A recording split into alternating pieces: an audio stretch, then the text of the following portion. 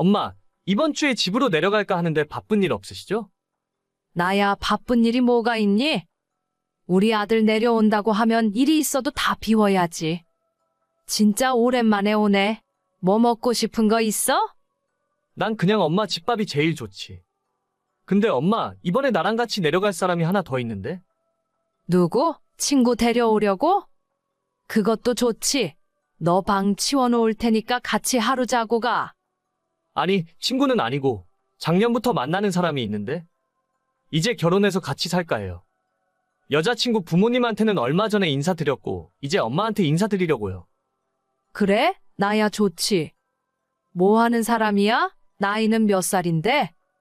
그건 차차 말씀드릴게요. 엄마만 좋다고 하시면 바로 상견례 날짜부터 잡으려고요. 나는 우리 아들 좋다고 하면 무조건 환영이지. 장가 보낼 때 보태려고 열심히 돈 모아뒀는데 신혼집은 엄마가 다 책임질 테니까 아무 걱정하지 마라. 에이, 나 엄마한테 손 안 벌려도 돼요. 나도 열심히 일해서 모아놓은 돈도 있고 여자친구네 집이 엄청 부자라서 그런 거 아무것도 필요 없다 하시더라고요. 그래도 아들 장가 보내는데 내가 보태줘야지. 그러려고 지금까지 열심히 돈 모았는데. 진짜 괜찮아요. 아무튼 주말에 여자친구랑 같이 내려가니까 모처럼 엄마 솜씨 발휘해서 맛있는 음식 준비해주세요. 그건 걱정 마라. 내려온 김에 하루 자고 갈 거지? 아직 결혼 안 했으니까 방 따로 써야겠네. 너 방이랑 작은 방 정리해둬야겠다. 아니에요. 그럴 필요 없어요. 여자친구가 호텔 예약해놨다 하더라고요. 저희는 거기에서 자면 돼요. 호텔? 돈 아깝게 무슨 호텔이야? 그냥 우리 집에서 하루 자고 가면 될 것을.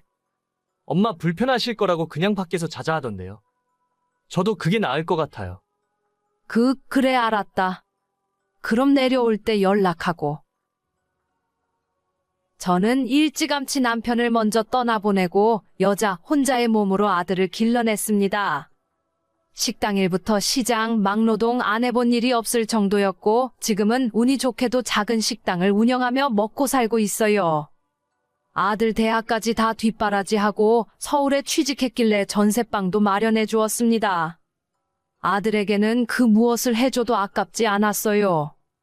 시간이 어찌나 빠른지 벌써 아들은 30대 중반이 되어 결혼할 여자가 생겼다며 제게 소개를 시켜주었습니다. 아들보다 2살 연상이었던 그 여자는 집안이 엄청난 부자였어요. 그쪽 부모가 건물을 여러 채 가지고 있었고 부모 건물에서 카페와 식당, 호프집 등 여러 개의 가게를 경영하는 아가씨였습니다. 능력도 좋고 수완도 좋았지만 첫인상이 조금 쌀쌀맞아 보였어요. 하지만 아들이 좋다고 하니 결혼을 축하해 줄 수밖에 없었습니다. 얼마 후에 상견례를 하게 되었는데 그쪽 집안에서 우리 아들에게 모든 것을 다 물려주겠다며 다니던 직장도 그만두고 가게 운영하는 일을 배우라 하더군요. 열심히 공부해서 좋은 대학 졸업하고 어렵게 들어간 직장이라 그만두는 것이 저는 아까웠지만 아들의 의사는 확고했습니다. 저도 그런 아들의 행복을 위해 아무런 불만 없이 선택을 지지하고 응원해 주었죠. 그런데 그쪽에서 신혼집부터 모든 결혼식에 대한 준비를 자기들이 다 알아서 할 테니 제 도움은 일절 필요 없다고 하더라고요. 저도 아들 결혼을 위해 모아둔 돈이 있는데 하다못해 집 구할 때 보태겠다고 했더니 이미 자기들 가진 아파트에서 살게 하면 되니 걱정 말라는 대답이 돌아왔습니다. 아니 아무리 그래도 그렇지. 아들 장가 보내는데 내가 아무것도 안 해주는 게 말이 되니? 엄마, 진짜 이런 기회 없다니까? 그 사람들은 엄청 부자야. 서울에 아파트도 몇 채씩 가지고 있어서 그냥 아무데나 골라서 들어가 살면 그만이라 하더라고. 혼수도 여자친구가 원하는 브랜드가 있으니까 알아서 하겠대. 그냥 나는 몸만 들어가면 돼. 그럼 너 차라도 한 대 뽑아주랴? 괜찮아. 차도 여자친구가 3대나 갖고 있으니까. 그 중에 하나 타고 다니면 돼. 아무리 부잣집에 장가 보낸다고 하지만 그래도 내가 뭐라도 해주고 보내야 하는데. 걱정하지 말래도. 그냥 엄마 그 돈은 아껴서 엄마 노후에 보태. 먹고 싶은 것도 먹고 좋은 옷도 사 입고 알겠지? 내가 이 나이에 그래봐야 뭐하니? 살다 보니 세상에 공짜는 없더라. 너무 해주는 걸 넙죽넙죽 받기만 하면 안 돼.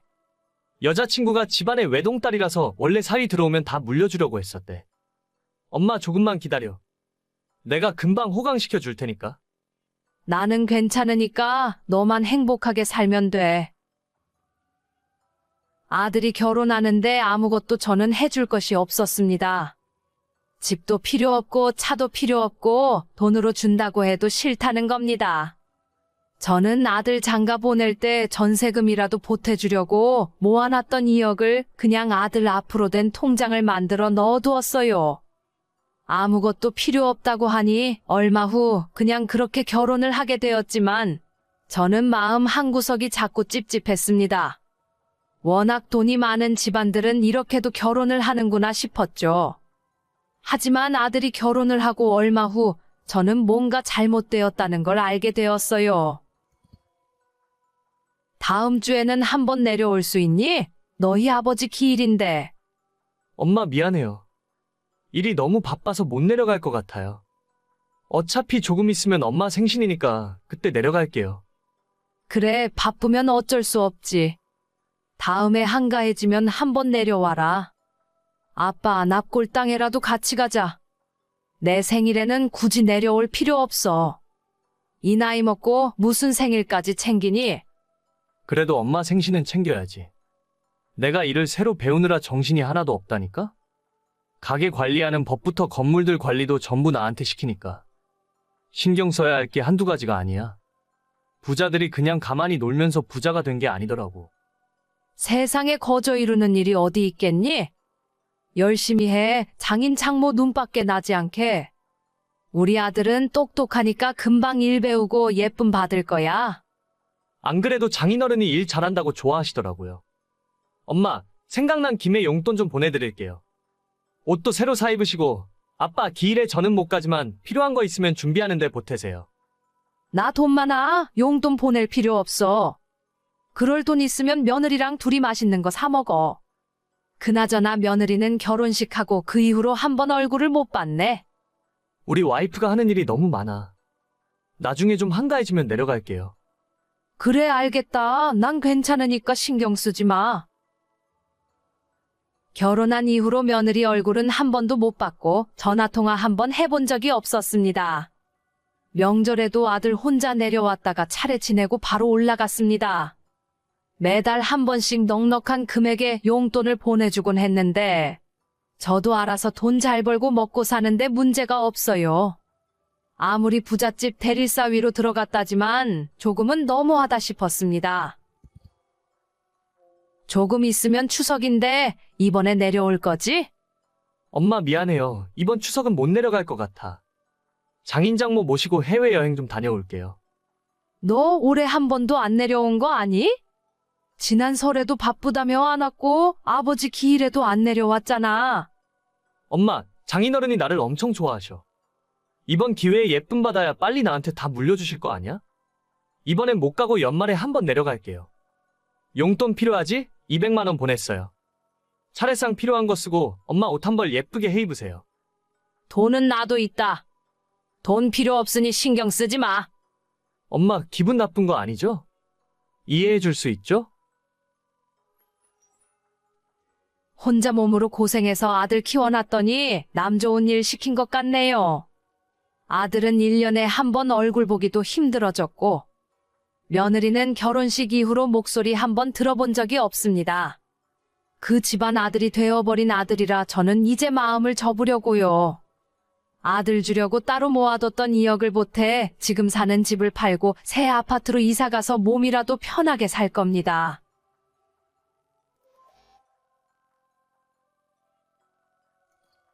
여보, 내가 이런 것까진 이야기 안 하려고 했는데 당신이 좀 해도 너무한 것 같아서 요즘에 우리가 잘 때 전기장판까지 틀고 자는데 굳이 보일러까지 틀어야 해?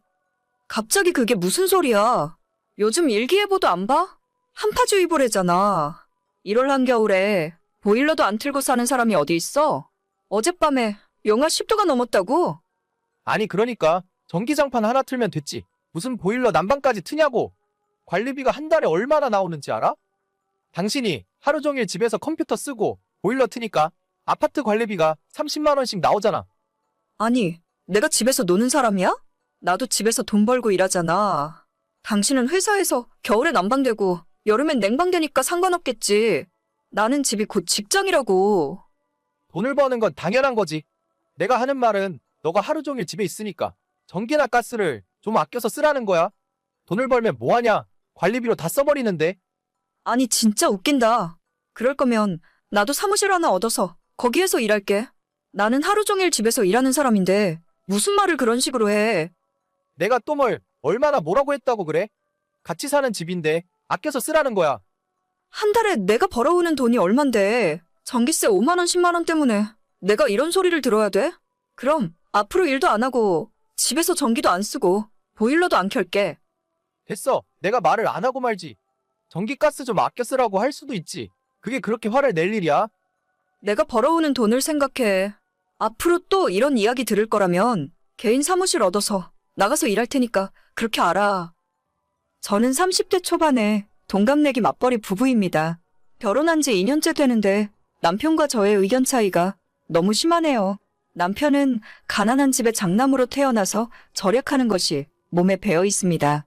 밖에서 외식하는 것도 별로 안 좋아하고 비싼 명품 물건에는 아예 관심도 없어요. 결혼한 지 벌써 2년이 넘었는데 아직까지 남편은 차도 한 대 없습니다. 보통 남자들은 다들 차를 좋아하지 않나요? 남편에게 중고차라도 한 대 사라고 했더니 나중에 아이를 낳고 차가 필요하게 되면 그때나 생각해보겠답니다. 취미생활도 없고 휴일에는 집안 소파에 누워서 하루 종일 TV만 봐요. 그게 돈이 가장 안 드는 일이라는 것이 그 이유입니다. 요즘 남자들답지 않게 성실하고 절약하는 모습이 좋아서 결혼했는데 같이 살아보니 완전 자린고비도 이런 자린고비가 없더라고요. 온 집안에 전기란 전기는 다 끄고 다니는 바람에 저녁 8시부터 저희 집은 컴컴한 어둠 속에서 살고 있습니다. 화장실 변기에도 물 채운 페트병을 넣어놓는 바람에 수압이 약해서 막히는 경우가 많아요. 제가 너무 답답해서 막힌 변기 뚫는 시간과 청소하느라 드는 물이 더 아까우니까 제발 그런 짓 좀 하지 말라고 해도 평생 이렇게 살아온 사람이라서 제 말을 무시합니다. 다른 건 다 이해하고 넘어가겠는데 겨울에 난방 안 떼고 여름에 냉방 못하게 하는 건 정말이지 미치고 팔짝 뛸 노릇이에요. 저는 맞벌이를 하고 있긴 하지만 하루 종일 집에만 있는 사람입니다.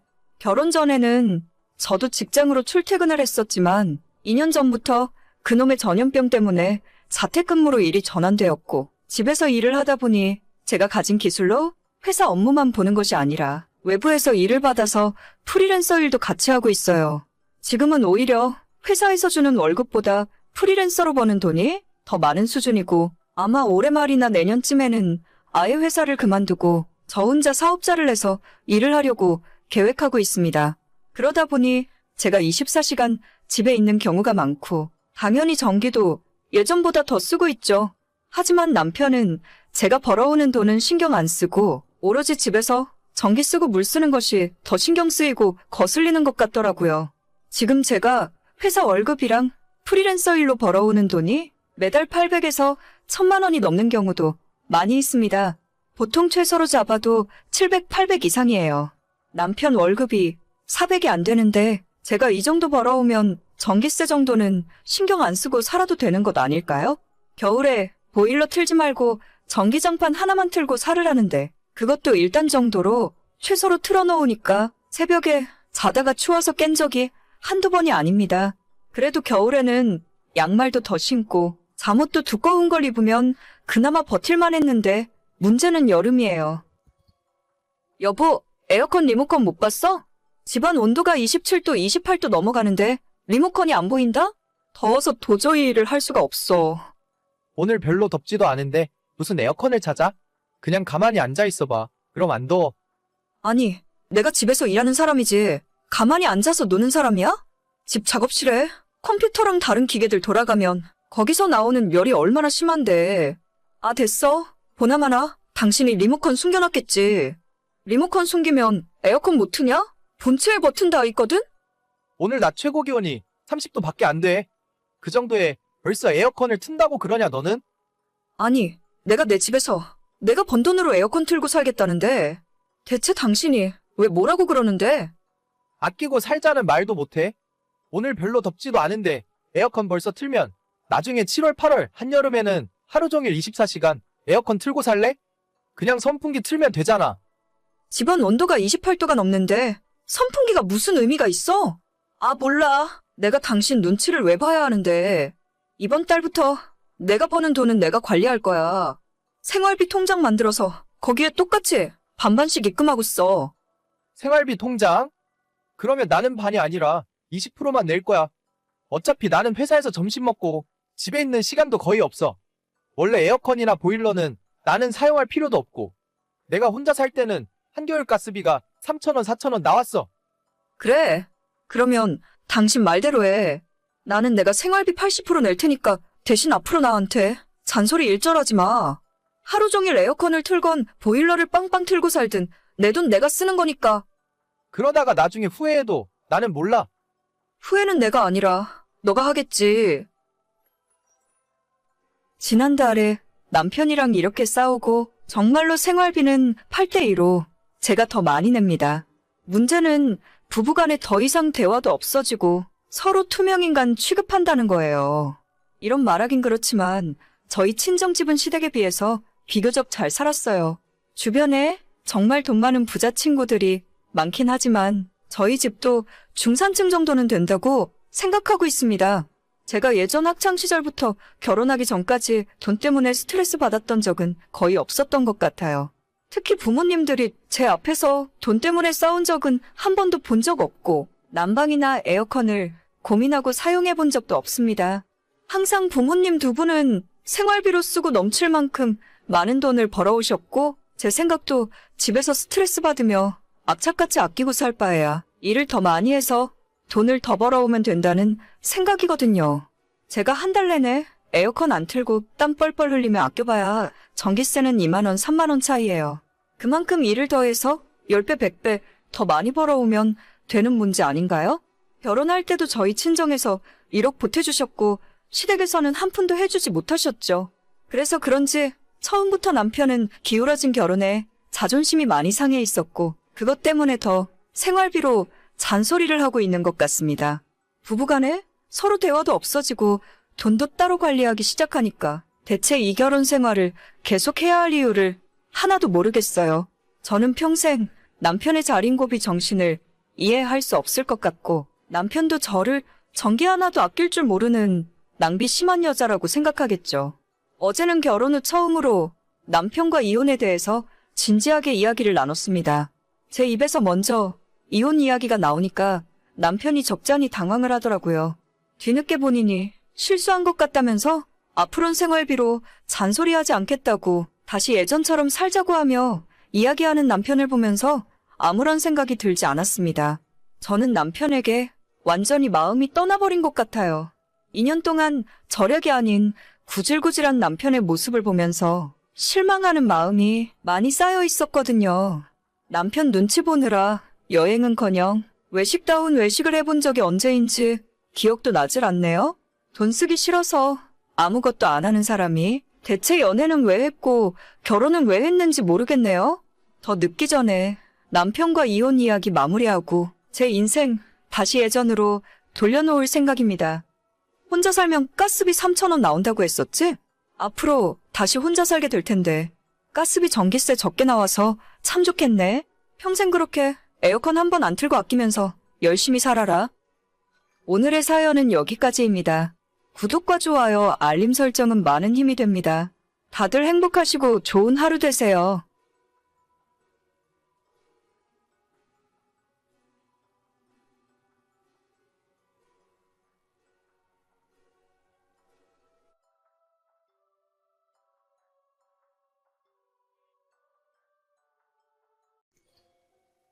이제 짐 정리도 어느 정도 끝난 것 같아.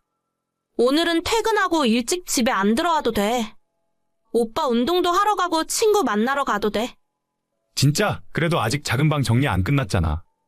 그건 그냥 나 혼자 천천히 하지 뭐. 우리 신혼여행 갔다 와서 지금까지 제대로 쉬지도 못하고 짐 정리만 했잖아. 이젠 내가 알아서 할 테니까 오빠도 오빠 하고 싶은 거 해. 우리 결혼 일정이 너무 빡빡하긴 했어. 집을 좀 미리 얻어놨어야 하는데. 그러기에는 은행 이자가 너무 부담스러웠잖아. 그래도 결혼식 이틀 전에 집 넣을 수 있어서 다행이었지. 만약에 며칠만 날짜 안 맞았어도 정말 많이 꼬였을 거야. 그러게 진짜 신혼여행 출발하기 전에 혼수랑 짐이라도 다 넣어두고 갈 수 있어서 다행이었지. 짐 정리하는데 이렇게 오래 걸릴 줄 몰랐다. 우리 일정이 너무 타이트해서 그래. 신혼여행 다녀오면 좀 집에서 며칠 편하게 쉬고 시차 적응이라도 한 다음에 출근했어야 하는데. 그러니까 우린 신혼여행 갔다 와서 바로 이틀 뒤에 출근이었지. 정말 너무 힘들었다. 고생 많았어. 이제 집 정리도 어느 정도 다 된 것 같으니까. 어머님, 아버님이랑 아가씨 불러서 집들이라도 한번 할까? 집들이? 하긴 해야지. 우리 부모님들 먼저 해? 장인어른 장모님 먼저 초대해도 괜찮은데. 우리 부모님은 나중에 불러도 돼. 일단 가까운 데 사는 당신네 식구들 먼저 오시라고 하자. 내가 모처럼 실력 발휘 좀 할게. 어머님, 아버님 음식 뭐 좋아하셔? 당신이 직접 음식 준비 다 하려고? 귀찮으면 그냥 밖에서 먹어도 되는데. 아니면 포장이라도 할까? 집들이는 집에서 직접 음식을 만들어서 대접해야 의미가 있지. 밖에서 사 먹는 것보다 내가 하는 게 나아. 사 먹으면 너무 성의 없어 보이잖아. 그래도 며느리로서 처음으로 어머님, 아버님한테 음식 대접하는 건데. 그건 그렇지. 그럼 당신이 하기 편한 걸로 준비해. 우리 부모님은 뭐든지 잘 드셔. 그럼 갈비찜이랑 잡채 정도 하고 월남쌈, 탕수육, 만두 정도랄까? 전부 다 내가 자신 있는 음식이니까. 이럴 때는 당신이 영양사라서 완전 다행이라니까. 그래도 힘드니까 너무 많이 준비하지 마. 알겠어. 내가 상황 봐가면서 적당히 준비할게. 어머님한테 뭐 드시고 싶은 건 없는지 여쭤봐야겠다. 저는 얼마 전 남편과 결혼식을 올렸어요. 전셋집 입주 시기가 조금 꼬여서 결혼식을 불과 이틀 앞두고 집에 들어갈 수가 있었습니다. 결혼식 전날에 남편과 함께 부랴부랴 혼수를 집어넣고 우리 두 사람 짐도 그냥 쑤셔박듯 집어던져놓고 결혼식을 올릴 수밖에 없었죠. 회사 휴가 일정과 신혼여행 일정을 끝내 조정하지 못해서 신혼여행을 다녀오고 바로 출근을 해야 하는 상황이었죠. 그 사이에 집은 남편과 제 짐 그리고 신혼여행 다녀온 짐까지 뒤섞여 완전히 엉망이 되어 있었고 전부 정리하느라 몇 날 며칠을 고생했어요. 이제야 집이 정리되어 양가 부모님들을 초대해 집들이를 하려고 했는데 저는 시부모님이 무슨 음식을 좋아하는지 몰라서 제가 직접 물어보기로 했습니다. 기왕 초대하는 거 확실하게 실력 발휘를 해서 인정받고 싶었어요. 제가 예전부터 음식 하나는 정말 기가 막히게 한다는 소리를 들었거든요. 어머님, 이번 주말에 저희 집들이 하는 거 들으셨죠? 응, 그래. 이야기는 들었다. 집들이 선물로는 뭘 사주면 좋으냐? 무선 청소기 있어? 그거라도 사줄까? 아니에요. 저희 다 있어요. 아무것도 사오지 않으셔도 돼요. 그나저나 어머님이나 아버님 드시고 싶은 거 있으세요? 제가 뭐든지 다 만들어 드릴게요. 너가 집에서 음식 준비를 직접 한다고? 그냥 편하게 밖에서 사 먹자. 너희 집 근처에 우리 식구들끼리 자주 가던 갈비집이 있거든. 집 구경하고 밥은 거기에서 따로 먹자. 어머님, 제가 명색이 영양사인데 며느리가 해드리는 집밥도 한번 드셔보셔야죠. 제가 진짜 실력 발휘 제대로 할 테니까 기대하셔도 좋아요. 사람이 몇인데 혼자서 음식 준비하면 힘드니까 그렇지. 집에서 먹으려면 그냥 포장해서 먹자. 모듬에 하나 시키고 족발 같은 거 시켜서 먹으면 돼. 괜히 직접 준비하면 손만 많이 가고 돈은 돈대로 쓰잖니. 에이, 저만 믿으세요. 학교에서 매일 수백 명 아이들 급식도 만드는데 우리 식구 5명 음식 준비하는 게 뭐가 힘들겠어요. 한우로 갈비찜도 하고 잡채랑 어머님 좋아하시는 야채 요리도 많이 준비할게요.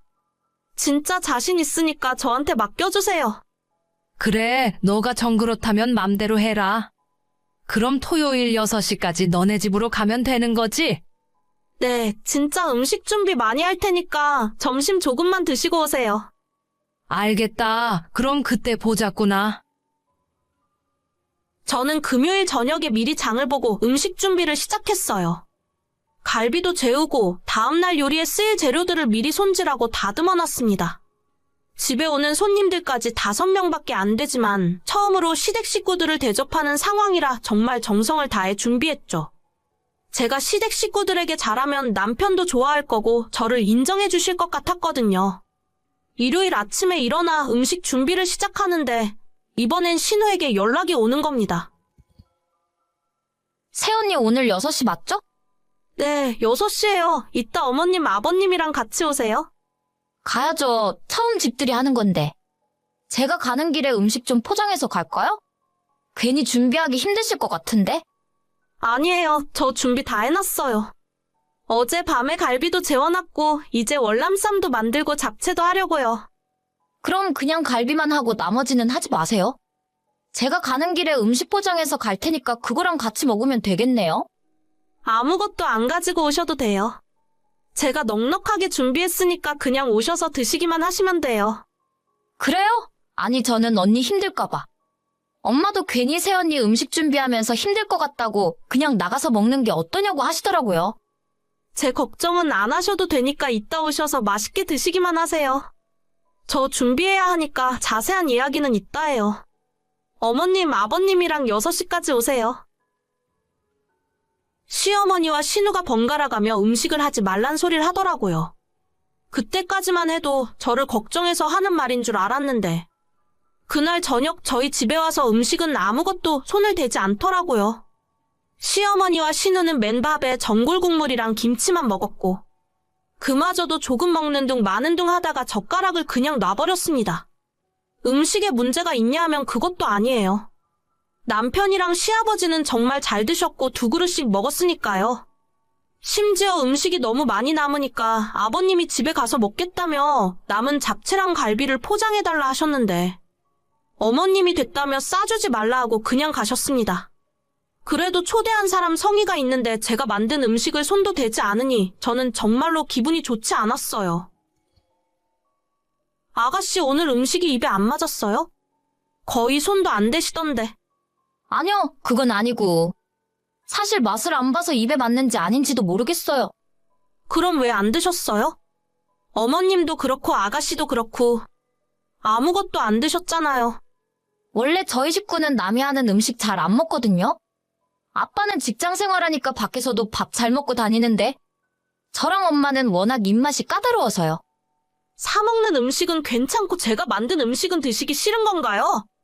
그래도 만든 사람 정성이 있는데 제가 음식에 못 먹을 거 넣은 것도 아니잖아요. 그냥 저희가 찝찝해서 그래요. 그러니까 처음부터 밖에서 먹자고 했는데 우리 말을 안 들은 건 언니잖아요. 아, 제가 잘못했네요. 앞으로는 이런 자리 만들지 않을게요. 괜히 집들이 하자고 했나 봐요. 저랑 엄마는 원래 남이 해주는 음식 잘 안 먹어요. 너무 서운하게 생각하지 마세요. 서운하긴요. 오히려 저도 이제 편하죠. 그 집안 식구들은 남이 한 음식 안 먹는다고 하니까 앞으로 명절에도 제가 가서 음식 준비할 이유 없겠다 싶었습니다. 솔직히 기분은 좀 나빴지만 그냥 좋게 생각하려고요. 시부모님이 밥 먹자고 하면 무조건 밖에 나가서 먹으면 되고 괜히 제가 직접 뭘 해드릴 필요도 없잖아요. 제가 처음부터 너무 오버했구나 싶고 앞으로는 시댁과 거리 유지 확실하게 하면서 지낼 생각입니다. 여보, 이거 봐. 우리 엄마 아빠 되는 거야, 이제. 진짜야? 그동안 고생 많았어, 여보. 거봐, 내가 노력하면 다 된다고 했지? 이제 아이도 태어나니까 허리띠 조금 더 졸라매자. 아끼는 건 좋은데 당신이 아낀다고 하면 맨날 식비만 줄이잖아. 나는 집에 와서 저녁 먹는 것도 중요한 사람인데. 당신이 입맛 없어서 안 먹는다고 식비를 다 줄여버리면 어떡해. 우리 회사는 점심에 구내식당도 부실하단 말이야. 당신은 진짜 먹는 것 좀 그만 밝혀. 지금까지 매달 식비로 낭비한 돈만 다 모으면 중경차를 한 대 샀겠다. 아니, 당연히 먹고 살기 위해서 일하고 돈 버는 건데 어떻게 먹는 걸 낭비했다고 그래? 내가 비싼 한우를 사 먹기랬어.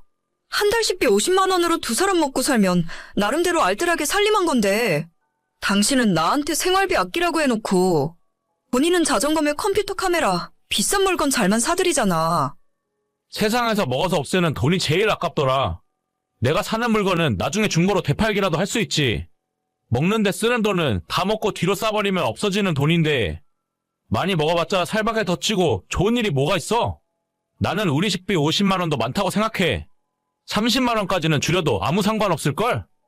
그런 이야기를 꼭 내가 임신해서 축하받고 싶은 날 해야 돼? 이제 아이 생겨서 앞으로 잘 먹고 아이한테 영양 보충도 많이 해줘야 하는데 당신이 처음부터 이런 식으로 나오면 내 기분이 어떻겠어?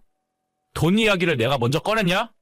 당신이 먼저 말하니까 나도 내 생각을 이야기한 것뿐이야. 알겠어. 나도 더 이상 말 안 할게. 그냥 이따가 집에서 보자. 오늘 같은 날까지 당신이랑 말다툼 하고 싶지 않아.